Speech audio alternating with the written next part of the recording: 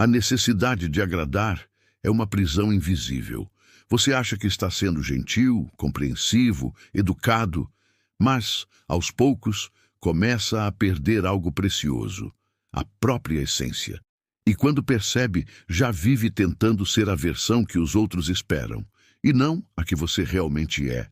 Foi exatamente isso que aconteceu com Gabriel, um homem que, sem perceber, passou anos tentando caber nas expectativas alheias. Gabriel era o tipo de pessoa que dizia sim para tudo. Aceitava convites que não queria, fazia favores que o deixavam exausto e sorria mesmo quando algo o incomodava. Dizia a si mesmo que estava apenas sendo bom, mas no fundo o que sentia era medo. Medo de desagradar, de ser rejeitado, de ser mal interpretado. Acreditava que se fosse sempre gentil, o mundo seria gentil com ele. Até o dia em que percebeu que a bondade sem limites vira autodestruição. A história começou numa manhã comum. O despertador tocou e ele já acordou cansado. O telefone vibrava com mensagens de trabalho, o grupo da família discutia política e o e-mail estava cheio de pedidos urgentes.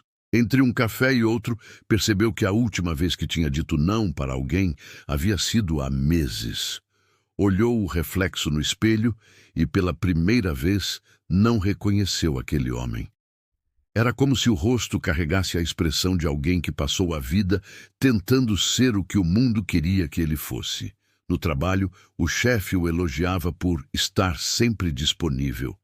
Os colegas diziam que ele era o mais prestativo da equipe. Mas por dentro, Gabriel se sentia vazio. À noite, chegava em casa exausto e, ainda assim, aceitava ajudar amigos em problemas que nem eram seus. Nunca queria decepcionar ninguém. E foi exatamente essa mania de agradar que o levou ao colapso. Numa sexta-feira, recebeu um pedido de última hora, cobrir o turno de um colega. Ele já estava no limite, mas sorriu e disse: "Claro, pode deixar comigo." Naquela noite ficou até tarde, e ao sair da empresa, o carro não ligou. A chuva começou a cair, e parado na rua escura, encharcado, ele sentiu algo dentro de si desabar. Foi ali, naquele instante simples e triste, que percebeu: ninguém viria ajudá-lo. E mais do que isso, ninguém sabia o quanto ele estava cansado de sempre dizer sim. No dia seguinte, decidiu faltar ao trabalho. Desligou o celular e ficou em casa em silêncio. O corpo pedia descanso e a mente implorava por espaço. Entre um gole de café e outro, abriu um livro que um amigo havia lhe dado anos atrás. Meditações, de Marco Aurélio. Nunca tinha lido com atenção, mas algo naquela manhã o fez abrir aleatoriamente uma página.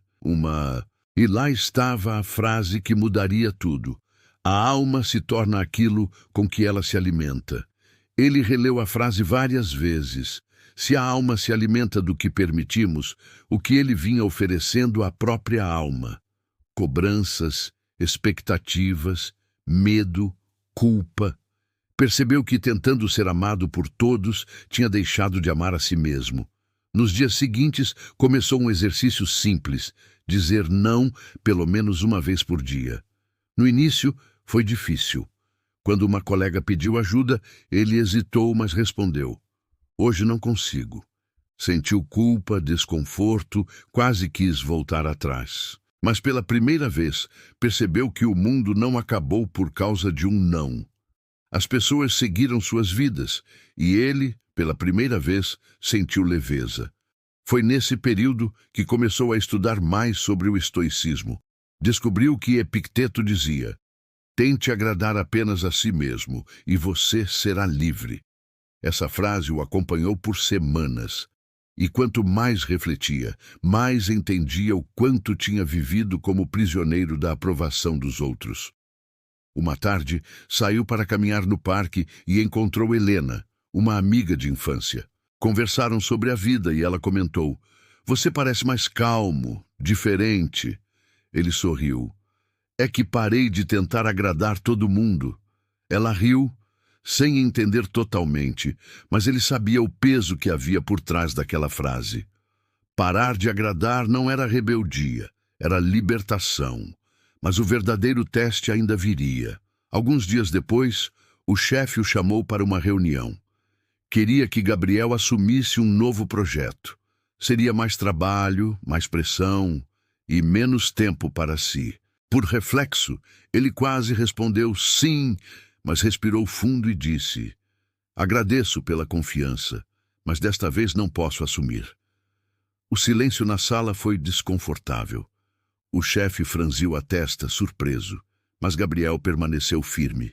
E pela primeira vez, saiu de uma reunião sem o peso da submissão. Naquela noite, escreveu em seu diário: dizer não aos outros é dizer sim à minha paz.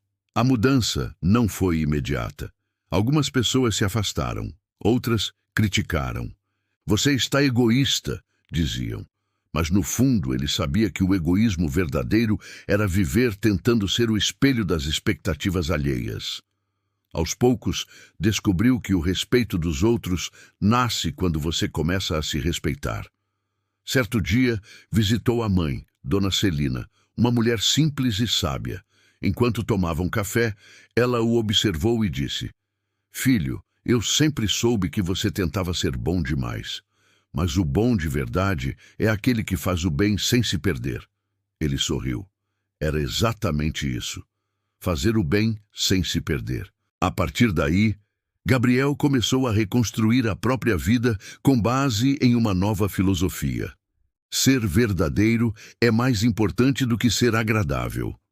Isso não significava ser rude ou indiferente, mas compreender que nem todo conflito é ruim e nem toda concordância é paz. Em pouco tempo, percebeu algo curioso.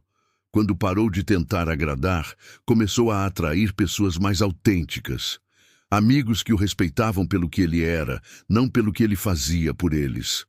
Percebeu que a sinceridade assusta os falsos, mas fortalece os verdadeiros. Em uma conversa com Lara, sua amiga de longa data, ela perguntou: você não sente medo de perder pessoas? Ele respondeu: sinto, mas aprendi que quem vai embora quando você começa a ser você mesmo nunca esteve de verdade. O tempo passou, e com ele veio a serenidade. Gabriel passou a enxergar a vida de forma mais estoica, entendendo que não é possível controlar as opiniões dos outros, apenas as próprias ações. E essa compreensão trouxe uma liberdade que ele nunca havia sentido. Certa manhã, caminhando sozinho, lembrou-se do dia em que ficou preso na chuva, tentando consertar o carro e pensou: aquele foi o momento em que comecei a me libertar. Cada não dito desde então era como uma chave abrindo uma nova porta dentro dele. Lembrou-se de uma frase de Sêneca que agora fazia todo sentido: quem busca agradar a todos acaba não agradando a ninguém, nem a si mesmo.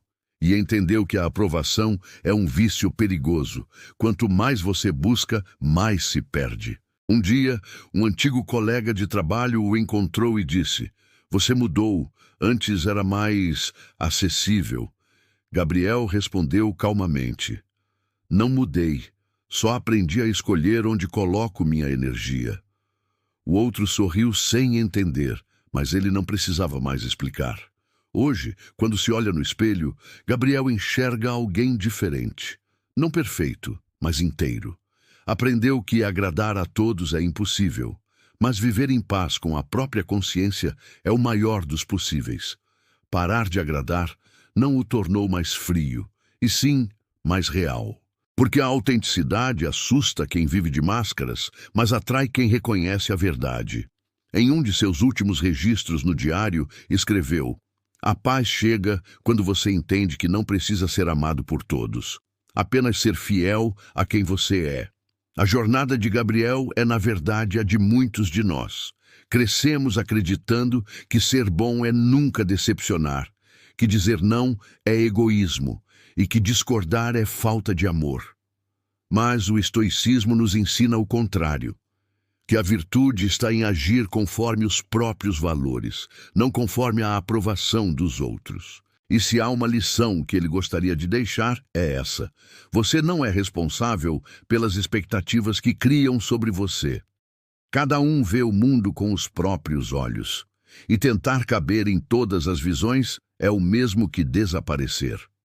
A vida se torna mais leve quando você aprende a desapontar os outros sem se culpar, porque às vezes decepcionar alguém é apenas o preço da própria liberdade. Então, da próxima vez que sentir que está se esforçando demais para ser aceito, lembre-se da história de Gabriel. A paz que você busca não está em agradar, mas em se alinhar com o que acredita. Porque no fim, o mundo sempre vai exigir algo de você, mas só você pode decidir o que está disposto a entregar. Se essa história fez sentido para você, escreva nos comentários.